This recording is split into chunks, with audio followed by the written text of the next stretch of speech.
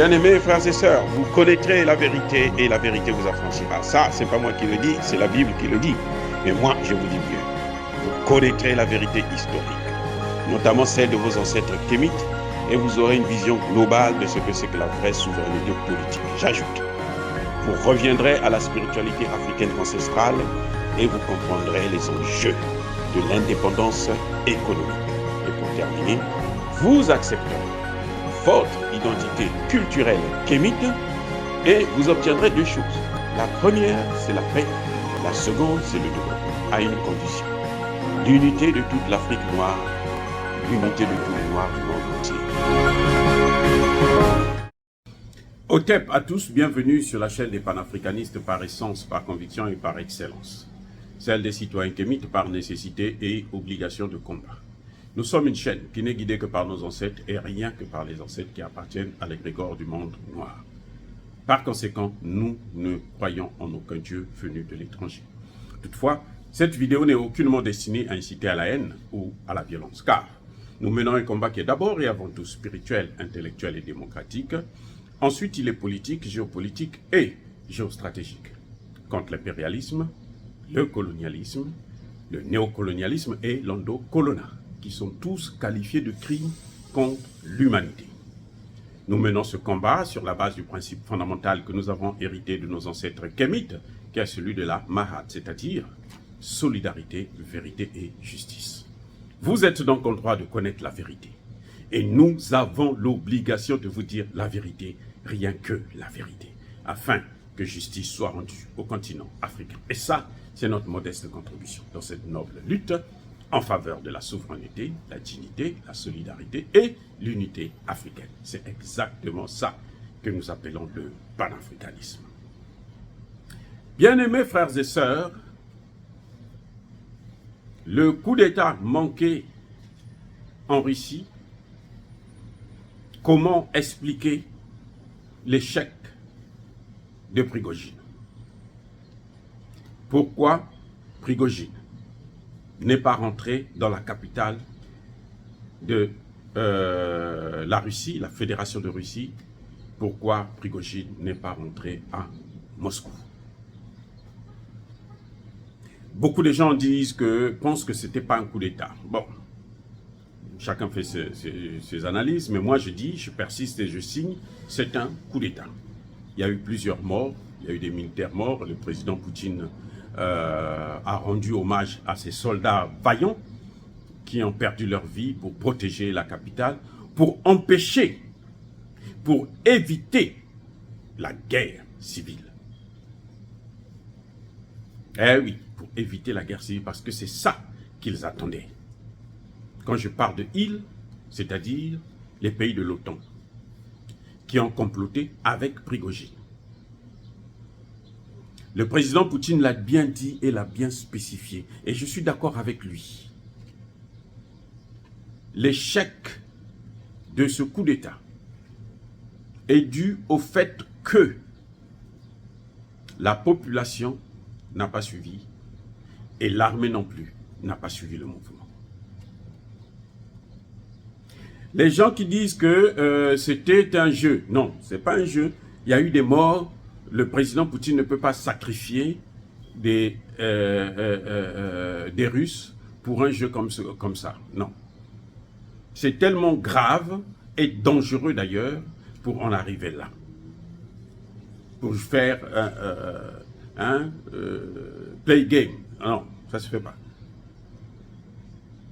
Prigojine se préparait depuis plusieurs mois. Même Bernard-Henri Lévy l'a dit. C'est pour ça, quand il était en train de jubiler, parce qu'il croyait que ça y est, c'est fini, ils auront Poutine cette fois-ci, et puis bon, ils vont jouer avec Prigojine en le manipulant, puisqu'on l'a déjà corrompu. Donc il faudrait qu'il leur donne des têtes nucléaires, il faudrait qu'ils morcellent le pays, il faudrait que. Ils l'ont fait avec, c'est pas la première fois, hein. Ils l'ont fait avec Yeltsin, ils l'ont fait avec Gorbatchev. Eh oui, Gorbatchev n'a pas cédé comme ça par hasard. On a fait sa pub, on l'a amené, on l'a corrompu, on l'a fait visiter les pays européens, il a tout entendu et on lui a promis de ne pas étendre l'OTAN vers l'Est. Et dès que la Russie s'est disloquée, l'ex-URSS plutôt s'est disloquée, eh bien la première des choses que l'OTAN a fait, c'était de, de s'étendre à l'Est. La première des choses. Au point où l'essentiel des pays qui faisaient partie de l'OTAN sont maintenant dans, plutôt de l'ex-URSS sont maintenant dans l'OTAN. Il restait maintenant l'Ukraine et quelques autres qui essaient de résister. Mais s'ils avaient eu l'Ukraine, ils auraient donc la Crimée avec eux, ils auront donc la base navale russe avec eux, l'URSS serait en mini-morceaux actuellement. Donc, la force de Poutine est venue du peuple et elle est venue de l'armée. Parce qu'avec 25 000 hommes, encore que ce n'est pas 25 000 hommes qui l'ont suivi, c'est vrai qu'il y avait plus de 170 véhicules blindés, plusieurs chars, mais c'est peut-être le quart. On peut compter autour de 5 000, 10 000 soldats de Wagner qui étaient dans le coup. Et maintenant, quand ils arrivent à 200 km de Moscou, ils pensaient que la population allait être avec eux, l'armée, et même au sein de Poutine, il y avait des gens, ceux qui parlaient bien, qui s'entendaient bien avec Prigojine, qui ont désisté tout de suite. Ils ont dit non, non, non, là, nous, on ne rentre pas dans cette affaire-là. Alors, pourquoi je vous dis ça? Pourquoi je vous rappelle ça? Les Occidentaux, Poutine l'a bien expliqué, attendaient une occasion pareille. Pendant que les Russes sont en train de se battre entre eux, s'entretuer entre eux, eh bien, eux, ils reprennent tout le Donbass et eux, ils font la guerre en Afrique pour occuper les pays africains. Ah oui, c'était ça le plan. Les pays comme le Mali, on fait du Mali ce qu'on a fait à la Libye. Très simple, c'est aussi simple que ça. C'est pour ça que je trouve anormal que des pays, les fameux pays du G5 moins le Mali, puissent aller signer des accords avec l'OTAN. C'est-à-dire que plus fou que ça, là, il n'y en a pas. Ce pas des gens qui ont la cervelle encore. Hein. Que ce soit le Tchadien, que j'aime bien, je supporte, que ce soit le Mauritanien, ou lui, c'est même pas la peine, c'est un lèche-cul. C'est un vaurien, un lèche-cul. Le Nigérien, bon, le Niger est déjà occupé, donc il ne peut pas faire autrement, ça peut se comprendre. D'ailleurs, il a été très bête dès le départ, et voilà, maintenant pour lui, ça ne peut que le renforcer, de faire venir encore d'autres soldats. Il y en a au moins 10 000 déjà sur son sol, il n'a plus d'armée. Et vous avez maintenant le Burkina Faso, qui pour l'instant ne s'est pas encore prononcé, mais il ne doit pas attendre longtemps, parce que s'il ne se prononce pas, donc il est complice, et ça veut dire que Traoré, c'est un rigolo. Bref, je vous dis ça parce que, et c'est une leçon que les présidents africains doivent retenir, la force d'un chef d'État, c'est d'abord son peuple. C'est même pas l'armée. C'est le peuple. Je répète, la force d'un président, c'est son peuple. Je répète encore une troisième fois. La survie d'un président au pouvoir dépend de son peuple. Vous allez me dire que Thomas Sankara a été aimé par son peuple, mais on l'a tué quand même. Oui, ça peut arriver, mais c'est des cas exceptionnels. Le plus souvent, quand on veut atteindre un chef d'État, notamment chez nous en Afrique, puisque ça se passe surtout chez nous, par ces Occidentaux, il faut qu'ils arrivent à avoir le peuple avec eux. C'est comme ça qu'ils réussissent à faire des révolutions de couleur. Eh oui, c'est comme ça que ça se passe. Si vous n'avez pas le peuple avec vous, c'est très, très, très difficile. Et un peuple qui est déterminé à préserver sa souveraineté tombe rarement dans le piège des Occidentaux. Et c'est ça que Prigojine n'avait pas compris. Parce que, vous savez, Napoléon, avec 150 000 hommes à l'époque, n'avait pas pu prendre Moscou. Hitler, avec le double, 300 000 hommes, n'a pas pu rentrer dans Moscou. Ce n'est pas Prigojine, avec 10 000, ou même comme ils le disent, 25 000 hommes, pouvait prendre Moscou. Là où rien que les services de renseignement, là, c'est plus de 200 000 hommes. Bref, ils savaient. Mais ils s'attendaient à ce que, c'est pour ça qu'ils ont fait la propagande. Ils ont d'abord fait la propagande de Prigojine. Ils ont parlé de Prigojine. Il y en a qui disaient même que Prigojine est l'adversaire de Poutine. Prigojine va se présenter aux prochaines élections. Prigojine, il est tellement fort qu'il peut prendre le pouvoir. Ce n'était pas par hasard. Hein. Tout le tintamarre que vous avez entendu autour de Prigojine sur les chaînes occidentales, LCI, la première d'ailleurs, c'était pour dire que non, il est trop fort. C'est sur lui qu'il faut compter si vous voulez réussir. C'est sur lui qu'il faut compter parce que lui, il va finir cette guerre-là, tout de suite. Il va neutraliser l'Ukraine. C'était un mensonge, c'était une propagande, c'était une manipulation. Ils ont préparé Prigojine pour ça. Malheureusement, quand ils ont lancé l'opération, ils s'attendaient à ce que la population puisse se soulever. Et quand la population va se soulever, l'armée va maintenant riposter. Et l'armée va prendre, il y aura le désordre, il y aura le chaos.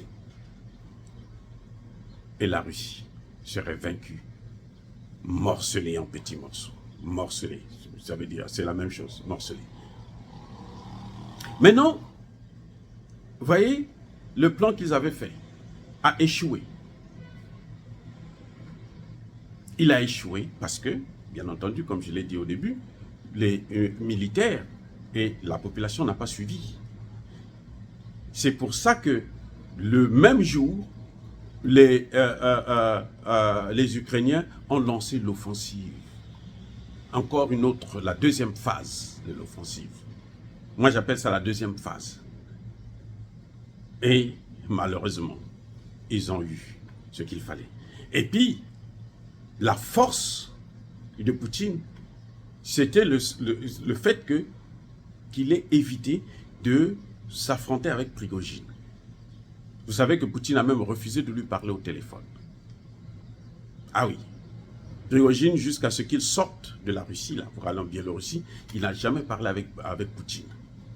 Poutine a refusé. Il a été catégorique, je ne négocie pas avec lui.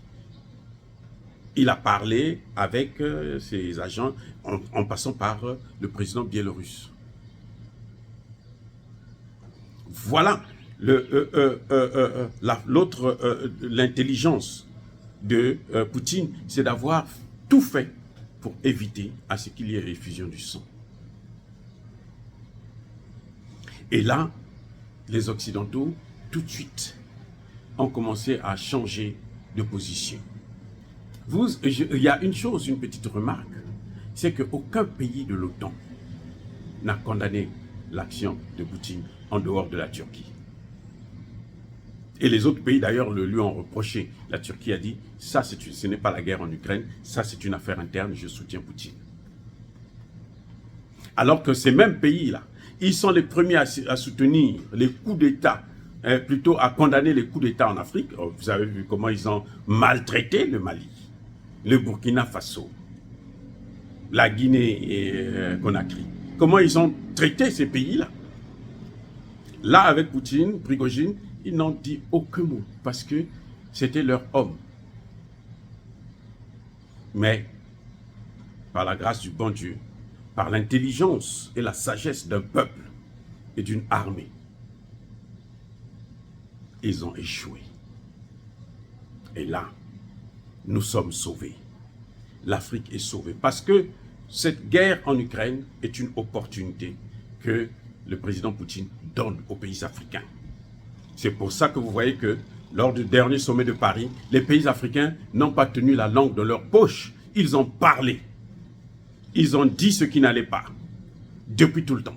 Pour la première fois dans l'histoire d'une rencontre comme telle, les pays africains sont sortis du silence. Ils ont brisé la loi de l'Omerta. Dire cela, c'est inciter à la haine ou à la violence. Non.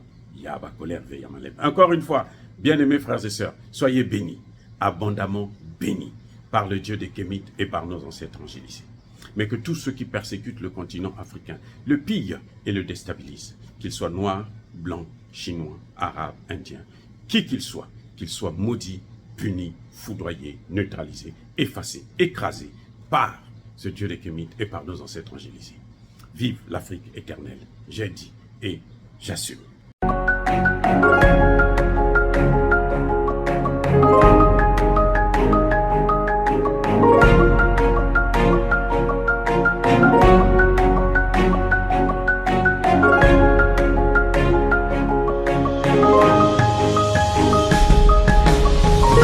Eux, ils marchent par la foi et non par la vue. Mais moi, je vous conseille vivement de marcher par la connaissance scientifique et historique, notamment celle de nos ancêtres kémites, par les 5 sens et par l'intelligence. Abou Abia.